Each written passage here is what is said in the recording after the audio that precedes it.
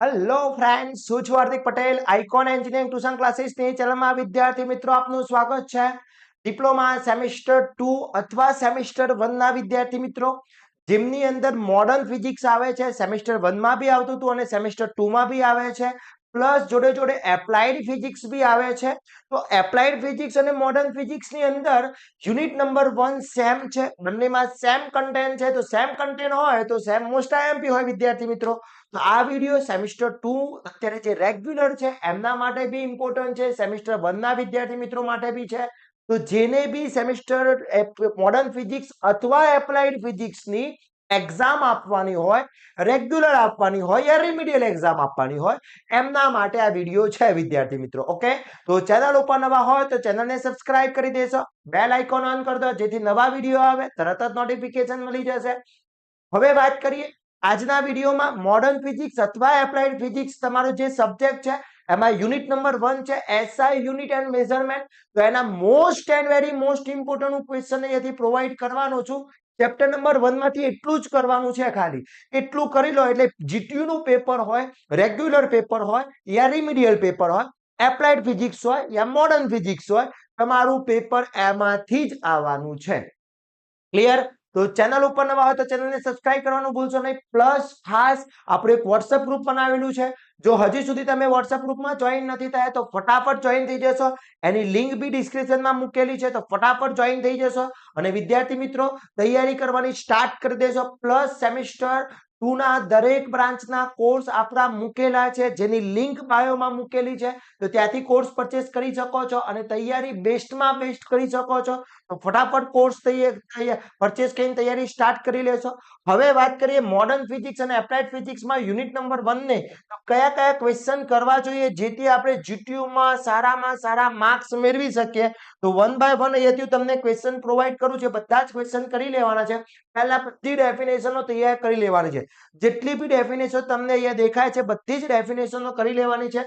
કઈ કઈ છે? તો વેક્ટર ક્વોન્ટિટી છે, સ્ટાન્ડર્ડ ક્વોન્ટિટી છે એટલે કે અદિશ રાશિ છે, ફંડામેન્ટલ ક્વોન્ટિટી છે, એબ્સોલ્યુટ ક્વોન્ટિટી છે, મિનિમમ મેઝરમેન્ટ પાવર છે, એક્યુરેસી પાવર એટલે સદિશ રાશિ, અદિશ રાશિ, મૂળભૂત રાશિ, સાદિત રાશિ, લઘુત્તમ માપ શક્તિ, ચોકસાઈ, ભૂલ, આ બધાની ડેફિનેશનો ખાસ કરી લેવાની છે.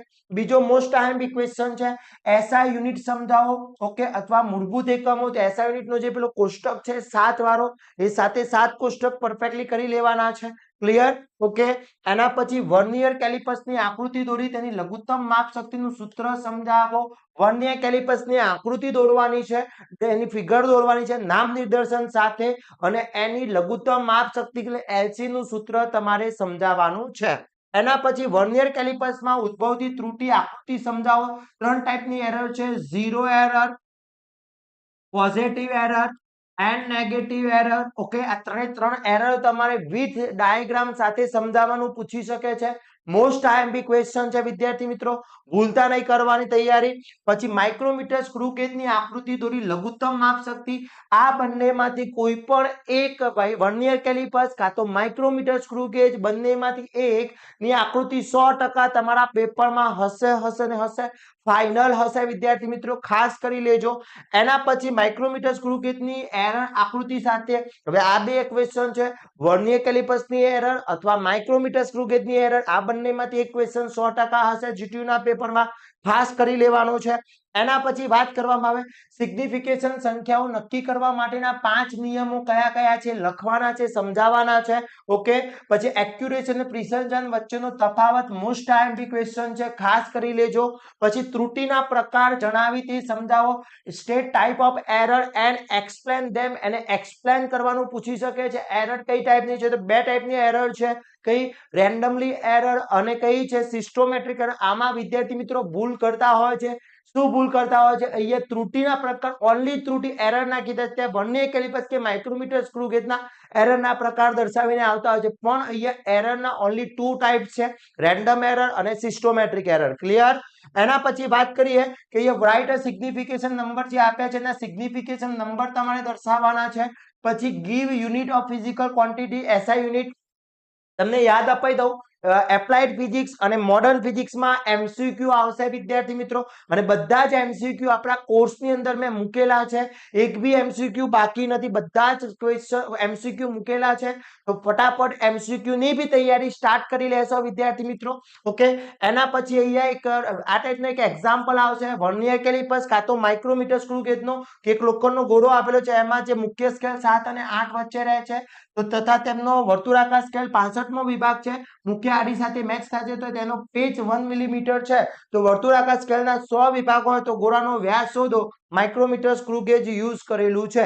ઓકે, એના પછી એબ્સોલ્યુટ એરર, આ ટાઈપનો એબ્સોલ્યુટ એરર બી સમજાવવાનું પૂછે છે તમને, પર્સન્ટેજ એરર શોધવાનું કહી શકે છે. આ બધા જ એક્ઝામ્પલના વિથ એક્સપ્લેન સાથે આપણા કોર્સમાં બનાવેલા છે. ફટાફટ કોર્સ પરચેસ કરીને તૈયારી કરી લેશો.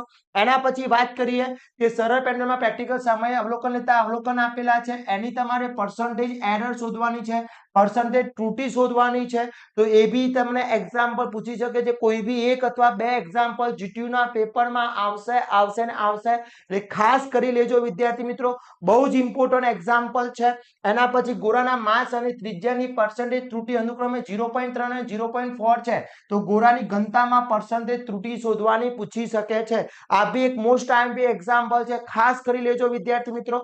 આ બધા જ ક્વેશ્ચન પરફેક્ટલી કરી લો છો તો યુનિટ નંબર 1 તમારું આખું કવર થઈ જાય છે. આના બહારનો એક બી ક્વેશ્ચન આવવાનો નથી. એક્ઝામ્પલમાં ડેટા ચેન્જ થઈ શકે છે, બાકી મેથડ એ જ આવશે, એ તમને મારી ગેરંટી છે વિદ્યાર્થી મિત્રો.